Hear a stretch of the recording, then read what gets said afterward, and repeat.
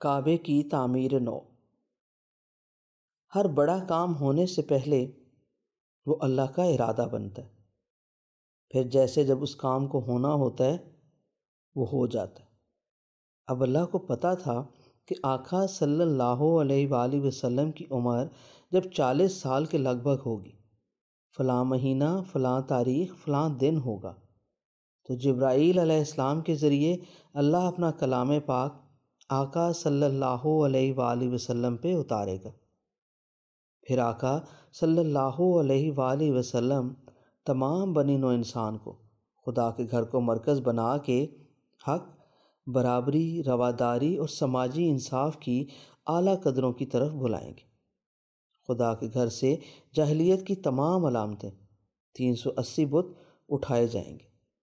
کعبہ پھر سے صرف اللہ کا گھر بن جائے گا، اس کی رونق بڑھے گی۔ وہ کعبہ جو کائنات کا مرکزی دل ہے، اللہ کے آخری رسول سید البشر آقا صلی اللہ علیہ وآلہ وسلم کے ہاتھوں سے سجایا جائے گا۔ بس ارادہ اللہ نے کیا، مکہ کے قریش کعبہ کے صحن میں آ بیٹھے۔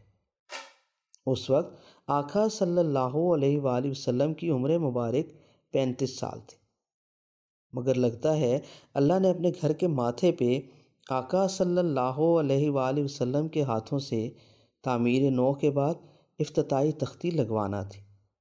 حجر اسود سرکار دو عالم صلی اللہ علیہ وآلہ وسلم کے ہاتھوں سے سجوانا تھا۔ لوگوں کے ذہن میں یہ خیال پیدا ہو گیا کہ کعبے کی پرانی شکستہ دیواروں کو گرا کے اس کی تعمیر نو ضروری ہے۔ اس زمانے میں کعبہ موجودہ حیت میں نہ تھا۔ کعبے کی عمارت چوکور نہ تھی بلکہ مستطیل تھی۔ لمبا سا ایک کمرہ تھا، اوپر چھت بھی نہ تھی، دیواریں بھی چھوٹی چھوٹی، کوئی بندہ ہاتھ اوپر کرتا تو دیوار کی نکر تک ہاتھ جاتا۔ 8-9 فٹ کے لگ بھگ چاروں دیواروں کی بلندی تھی۔ دروازہ بھی ایک نہ تھا، 2 دروازے تھے، ایک اندر جانے کے لیے، دوسرا باہر آنے کا۔ شاید اللہ نے سوچ لیا ہو کہ اب آخری رسول صلی اللہ علیہ وآلہ وسلم اور آخری پیغام آنے والا ہے، دروازہ ایک ہی ہونا چاہیے، صرف اندر جانے کا، باہر واپسی کی کوئی گنجائش نہ رکھنی چاہیے۔ اللہ نے جو کرنا ہوتا ہے خاموشی سے لوگوں کے دلوں میں ڈال دیتا ہے، کہتا ہے ہو جا، وہ ہو جاتا ہے، ویسے ہی جیسا خدا چاہے۔ زمین و آسمان اور ان کے بیچ ہے کون جو اللہ کے حکم سے باہر ہو؟ قریش کے لوگوں کو کعبے کی تعمیر نو کے لیے کعبے میں جو شکستگی دیکھنا تھی دکھا دی گئی۔ کچھ ہی عرصہ پہلے ادھر ایک سیلاب آیا تھا۔ کہنے کو مکہ میں بارشیں نہ ہونے کے برابر ہوتی ہیں، سال میں 1-2 بار میਂہ برستا ہے، موسم سارا سال گرم رہتا ہے۔ مکہ کے چاروں طرف اونچے اونچے خشک بنجر لال سے مٹیالے پتھریلے پہاڑ ہیں، ان پہ بارش برسے تو چاروں طرف سے پانی پہاڑوں کے درمیان نشیب میں بنی جگہ پہ استادہ کعبہ کی دیواروں سے آ ٹکراتا۔ پانی ایک بار وہاں جمع ہو جاتا تو ہولے ہولے دھوپ سے ہی اڑ کے ختم ہوتا۔ سیلاب آیا، کعبے کی دیواریں شکستہ ہو گئی تھیں، کعبے کی دیواروں پہ غلاف پڑا رہتا تھا۔ ایک عورت ایک دن عقیدت سے آنکھیں موندے وہاں اپنا عود دان لیے خوشبو کی کوئی مقدس دھونی دیتی پھر رہی تھی، دیوار کعبہ کے ساتھ ساتھ چل رہی تھی۔ عود دان سے چنگاریاں اڑ کر غلاف کعبہ پر پڑیں، غلاف جل گیا، آگ سے شکستہ دیواروں میں مزید دراڑیں پڑ گئیں۔ کعبے کے اندر ایک گڑھا کھود کے کعبے پہ چڑھائے جانے والے قیمتی چڑھاوے سنبھال کے رکھے جاتے تھے۔ خستہ اور کم اونچی دیواروں کی وجہ سے ایک چور کعبے کے اندر پھلانگ گیا، وہاں سے کچھ قیمتی چیزیں لے اڑا۔ کہتے ہیں وہ عمر بن خزاعہ کا ایک غلام ودیک تھا، پکڑا گیا، سزا بھی اس سے ملی۔ کہتے ہیں کعبے کے خزانے میں پڑے ایک قدیمی سونے کے ہرن کو اس نے اونے پونے ابو لہب کے ہاتھ بیچ دیا تھا۔ بہرحال خزانہ خدا کے گھر کا غیر محفوظ تھا۔ لوگوں کے خیال میں اس خزانے کا ایک خدائی چوکیدار ایک بڑا اژدہا تھا، کئی گز لمبا کالا سانپ جس کا سر بزغالہ جیسا تھا، نیچے سے کھلڑی سفید، اوپر سے کالا سیاہ۔ سرد موسم میں وہ دھوپ سینکنے کعبے کی دیوار پر چڑھ جاتا۔ لوگوں نے بارہا دیکھا تھا، لوگ ڈرتے تھے اس سے۔ قریش کے بڑے سردار کعبے کی شکستگی دیکھ کے اس کی تعمیر نو پہ متفق تھے۔ نئی تعمیر کے لیے جو عمارتی سامان چاہیے تھا، خدا نے اس کا بھی اچانک انہی دنوں بندوبست کر دیا۔ ہوا یوں کہ مصر کی عیسائی سلطنت روما نے یمن میں ابرہہ کے ہاتھوں بنے بڑے کلیسا کو سجانے بنانے کے لیے ایک بحری جہاز میں عمارتی سامان لاد کے بھیجا۔ بحری جہاز عقبہ کی بندرگاہ سے یمن کی طرف بحیرہ کلزم میں چلا۔ راہ میں مکہ آتا ہے۔ عین مکہ کے پاس جدہ سے تھوڑا پہلے شیبہ کی بندرگاہ کے قریب وہ جہاز خشکی پر چڑھ گیا۔ اچانک سمندر کا پانی کم ہو گیا۔ لو ٹائیڈ میں بحری جہاز کا پیندہ خشکی سے جا لگا۔ جہاز کے اندر ہزاروں من تعمیری سامان تھا، ساگوان اور دیودار کے شہتیر، قیمتی پتھروں کی سلیں، لوہے کے گارڈر اور تعمیر کے جملہ اوزار، اور ساتھ ایک ماہر تعمیرات مصری انجینئر۔ اس کا نام باقوم تھا۔ بحری جہاز بحیرہ کلزم میں جہاں پھنسا تھا، وہاں سے قریب ترین شہر مکہ تھا۔ مکہ میں بحری جہاز کے پھنسنے کی خبر پہنچ گئی۔ مکہ کے قریشی سردار پہلے ہی کعبے کی تعمیر نو کے لیے روز منڈلی لگا کے سوچتے رہتے تھے۔ سمندر کنارے آئے، دیکھا خدا نے تعمیر کا سب سامان، تعمیر کے اوزار اور ساتھ ماہر تعمیر بھیج دیا۔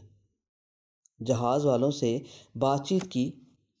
بحری جہاز تو تباہ ہو چکا تھا، اس کے اپنے لکڑی کے شہتیر جن سے وہ بنا تھا وہ بھی برائے فروخت۔ جہاز والوں کو جو اونے پونے پیسے مل جاتے وہی ان کے لیے غنیمت تھا۔ مکہ کے قریشیوں نے پورے لدے لدائے بحری جہاز کا سودا کر لیا۔ اونٹوں پہ لاد کے سب سامان کعبہ کے احاطے میں لا کر ڈھیری کر دیا۔ ساتھ ہی ماہر تعمیرات باقوم بھی ادھر پہنچ گیا۔ مکہ میں ان دنوں اسی مصری کاریگر باقوم کا ایک شاگرد پہلے ہی سے کسی کام سے آیا ہوا تھا۔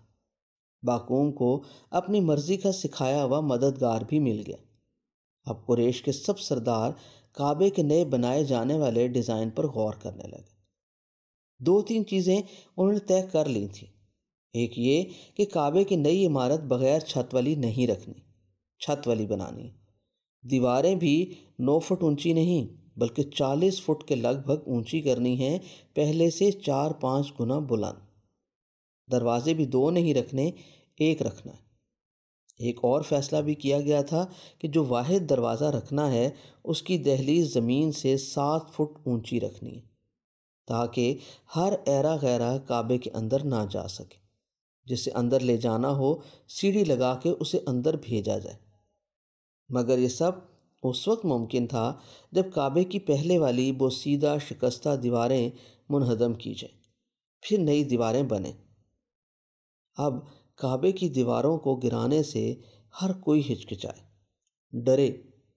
سب جانتے تھے کہ جو کعبے کو نقصان پہنچاتا ہے وہ ملیا میٹ ہو جاتا ہے، کوئی ہمت نہ کرے۔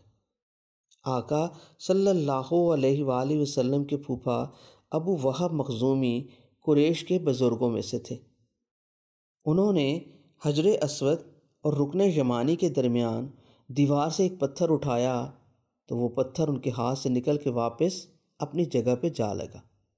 لوگ اور ڈر گئے۔ ابو وہب کے ذہن میں جو بات آئی وہ اور تھی۔ انہوں نے کہہ دی بات، بولے لوگوں دیکھو، یہ اللہ کا گھر ہے، اس میں ہم سب اپنی صرف حلال کی کمائی سے خرچہ کریں گے۔ جوا، بے حیائی، سود اور ظلم سے کمائے پیسے کی کوئی چیز ادھر استعمال نہیں ہوگی۔ لوگوں نے بات مان لی۔ اب کعبے کی تعمیر نو اور پرانے کعبہ کی عمارت کو ڈھانے کے لیے اس کی دیواریں قریش کے خاندانوں میں بانٹ دی گئیں۔ سامنے کی دروازے والی مشرقی دیوار آقا صلی اللہ علیہ وآلہ وسلم اور ان کی والدہ کے خاندان کے حصے میں آئی، یعنی عبد مناف اور بنو زہرہ۔ حجر اسود اور رکن یمانی والی دیوار بنو مخزوم اور ان کے حلیفوں کو ملی۔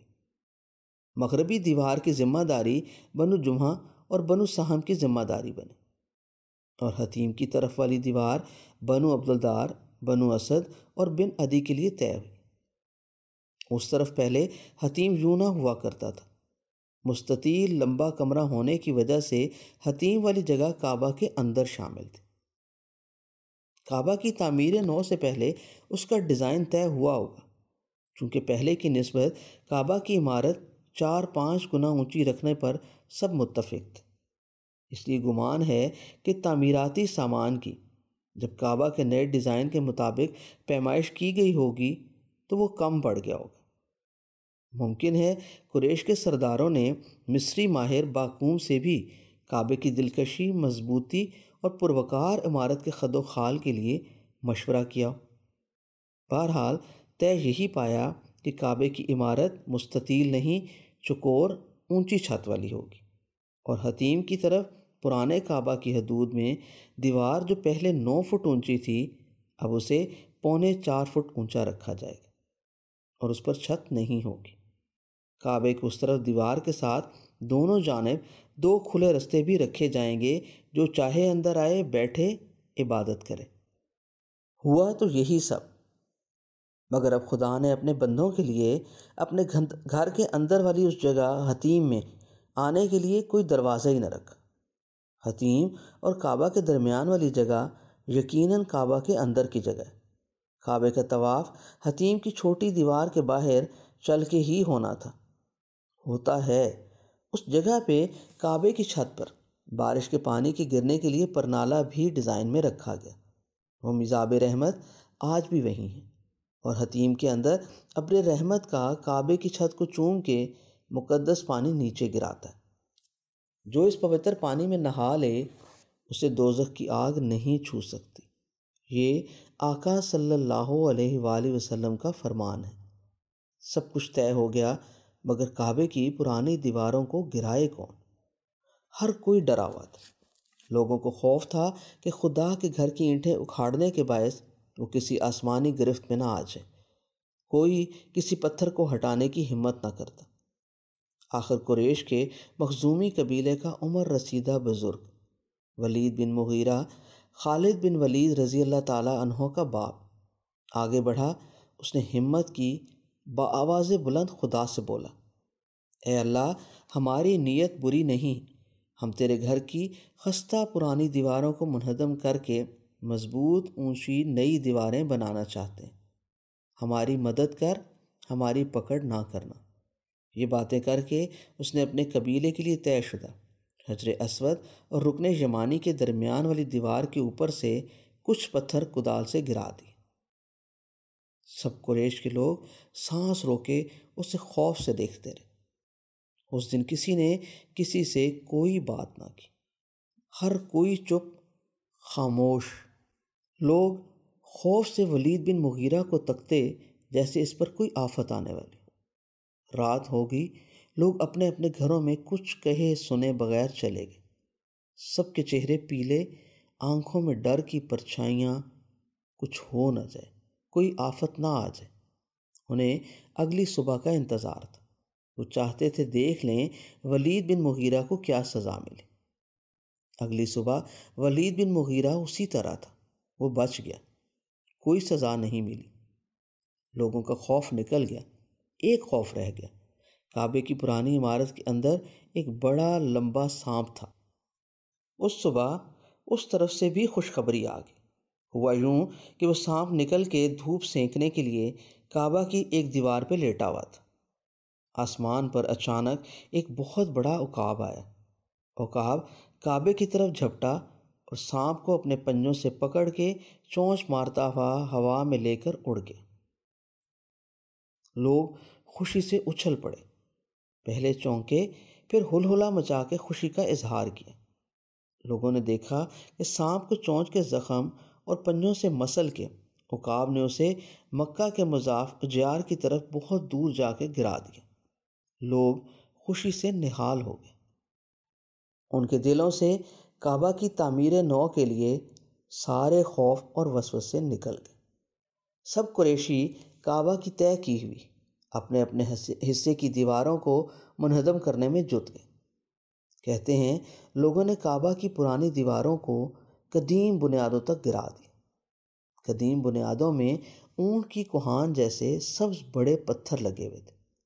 ایک قریشی نے اپنی گینتی ان بنیادوں کے سبز پتھروں میں پھنسا کے انہیں ہلانا چاہا تو مکہ کی پوری بستی میں ایک ہولناک زلزلے کا جھٹکا آیا۔ ایک روشنی کا تیز بھپکا نکلا جس سے آنکھیں اندھی ہونے لگیں اور پوری بستی بھونچال سے لرز گئی۔ کعبے کی دیواروں پہ کام کرتے قریشی لڑک کے گر گئے۔ خوف سے لوگوں کے چہروں سے خون نچڑ گیا، آنکھوں کی پتلیاں پھیل گئیں، جسم لرزنے لگے۔ ہلا ہوا سبز پتھر بھی واپس کھڑاک سے اپنی پرانی جگہ میں جا لگا۔ وہ سمجھ گئے کہ کعبے کی بنیاد میں جڑے پتھروں کو ہلانے کی اجازت نہیں۔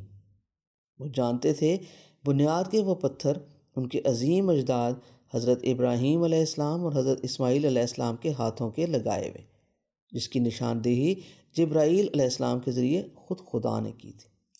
وہ بنیاد کے پتھر خدا کسی کو ہلانے تھوڑی دیتا۔ کسی قریشی نے پھر کعبے کی بنیاد کے کسی پتھر کو ہاتھ نہیں لگایا۔ ابن کثیر رحمہ اللہ نے لکھا ہے کہ انہیں کعبے کی بنیاد کے سبز پتھروں میں رکن یمانی کے پاس پتھر کا ایک کتبہ ملا جس پہ سریانی زبان میں کوئی تحریر لکھی تھی۔ ایک یہودی عالم ادھر موجود تھا۔ اس نے تحریر پڑھی۔ لکھا تھا، میں اللہ ہوں مالک کل، میں نے زمین اور وقت کی تخلیق کے دن سورج اور چاند کو پیدا کرتے سمے اس جگہ کو پیدا کیا اور 7 ملائکہ کے پروں سے اسے ڈھانپ دیا۔ جب تک اس بستی کے پہاڑ قائم ہیں یہ قائم ہے اور اس کا پانی اور دودھ بابرکت ہے۔ وہیں 2 اور کتبے بھی ملے۔ ایک میں لکھا تھا، جو نیکی بوئے گا مسرت حاصل کرے گا، جو برائی بوئے گا ندامت پائے گا، برے عمل کا بدلہ نیک نہ ہوگا۔ یہ کیسے ممکن ہے کہ خاردار درخت سے انگور حاصل کرو؟ تیسرے کتبے پر لکھا تھا، میں نے خیر و شر اور تقدیر کو پیدا کیا، مبارک ہے نیک اعمال والا شخص اور بد کردار کے لیے افسوس ہے۔ کہتے ہیں وہ تینوں کتبے اسی طرح جہاں تھے وہیں دیوار میں چن دیے گئے۔ شاید وہ سیدنا ابراہیم علیہ السلام پہ اترے صحیفے ہوں۔ کعبے کی عمارت بن گئی۔ چھت 42 فٹ اونچی، 3.25 گز کی بلندی پر کعبے کا دروازہ ملتزم رکھا گیا۔ 3.25 گز اونچی اس کی چوکھٹ بنائی گئی۔ کعبے کی چوکور دیواروں میں کہنے کو ایک جیسی لگتی ہیں مگر چاروں کی لمبائی ایک جتنی نہیں۔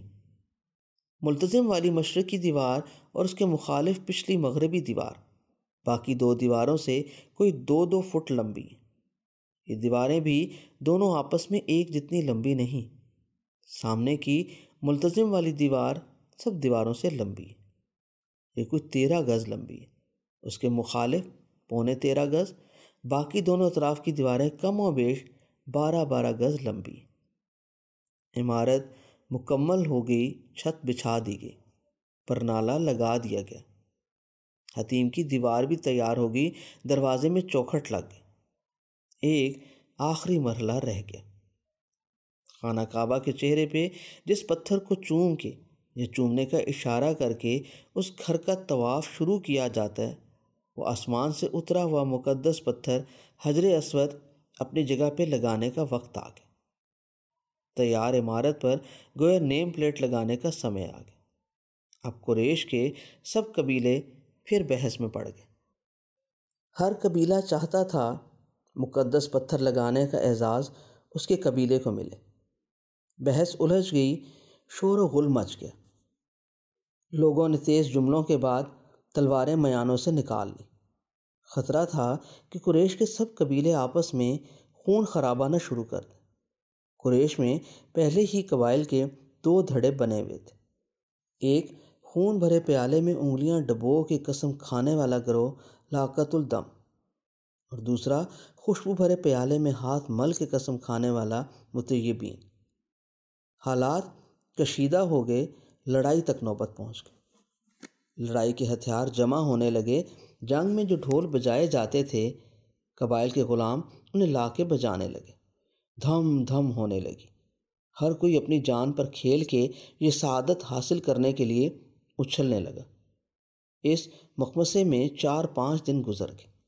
لوگوں نے دن رات وہی میدان کعبہ میں ڈیرا ڈال دیا۔ قریب تھا کہ قریش کے سارے قبائل آپس میں لڑ مر کے تباہ ہو جاتے۔ ایک انصاف پر مبنی فیصلہ ہو گیا۔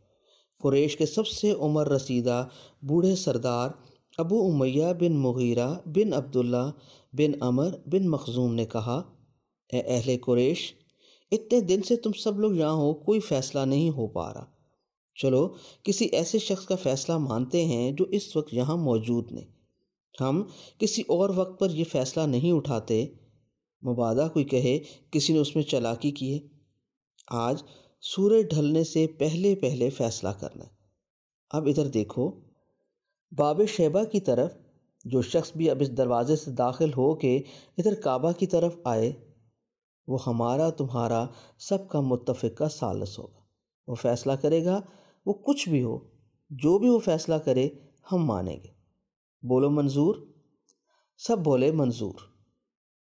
وہ دن ڈھلنے کا وقت تھا، گرمیوں کے دن تھے، دھوپ تیز تھی۔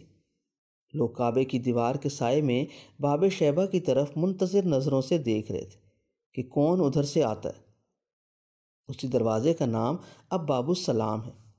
سب لوگ گردنیں گھما گھما کے ہجوم میں کھڑے اپنے اپنے قبیلے کے لوگوں کو تک رہے تھے، سوچ رہے تھے ان کے قبیلوں کے سبھی سرکردہ لوگ تو وہاں جمع ہیں، کون آئے گا؟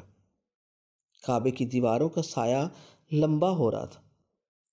سب کعبے کی مشرقی دیوار کے سائے میں جمع تھے۔ سورج کعبے کی چھت کو چومتا چومتا چھت سے مغرب کی سمت اتر رہا تھا۔ کعبے کا سایہ لمبا ہوتا ہوتا کعبے کے صحن کی مٹی اور کنکروں پہ سرکتا باب شیبہ کی دہلیز کی طرف بڑھ رہا تھا۔ کعبہ کے صحن میں پڑے ڈھول پر ایک غلام تھپ تھپ کی تھاپ دے رہا تھا۔ پورے صحن میں خاموشی تھی۔ لوگ ڈھول کی تھاپ میں اپنے دلوں کی تیز دھڑکن کو سن رہے تھے، مضطرب اور منتظر۔ سورج مغرب میں جھک رہا تھا، جیسے وہ مشرق سے طلوع ہونے والے ماہ کامل کے حضور سجدہ کرنے کی جگہ ڈھونڈ رہا ہو۔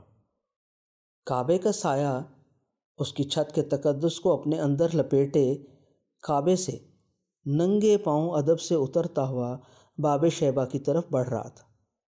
ڈھول کی تھاپ پر ایک زور کا ہاتھ پڑا اور سجدے میں پڑا سایہ باب شیبہ کی دہلیز تک پہنچا تو لوگوں نے دیکھا کسی کے قدم دہلیز پر آ پڑے۔ لوگوں نے سر اٹھایا، سورج نے سر جھکایا۔ شام کی سنہری دھوپ کرنوں سے اس دروازے سے داخل ہونے والے شخص کا چہرہ چمکا۔ سب لوگ خوشی سے چیخے، مرحبا اہلاً و سہلاً۔ ڈھول کی تھاپ لوگوں کے دلوں کی دھڑکن سے تیز ہو گئی، شور مچ گیا۔ یہ تو الامین ہے، محمد بن عبداللہ صلی اللہ علیہ وآلہ وسلم ہے، ہم ان کے ہر فیصلے پر راضی ہیں۔ آقا صلی اللہ علیہ وآلہ وسلم قدم قدم چلتے ہجوم کے پاس آئے۔ کچھ دنوں سے آقا صلی اللہ علیہ وآلہ وسلم مکہ سے باہر گئے ہوئے تھے۔ کعبے کی تعمیر نو مہینوں سے ہو رہی تھی۔ دوسرے لوگوں کی طرح آقا صلی اللہ علیہ وآلہ وسلم نے بھی اپنے ہاتھ سے کعبے کی تعمیر نو میں اپنے قبیلے کے حصے کی دروازے والی مشرقی دیوار میں پتھر اٹھا اٹھا کے لگائے تھے۔ 4-5 دنوں سے ادھر جو جھگڑا تھا، آقا صلی اللہ علیہ وآلہ وسلم اس سے لا علم تھے۔ لوگوں نے اپنا اپنا نقطۂ نظر پیش کیا۔ آقا صلی اللہ علیہ وآلہ وسلم نے سب کی بات سنی، پھر مسکرا کے اپنے کندھے سے کالی کملی اتاری۔ کعبے کی چاروں دیواروں کے ذمہ دار قریش کے سردار قبیلوں کو کہا، اس چادر کے چاروں کونے پکڑ لیں۔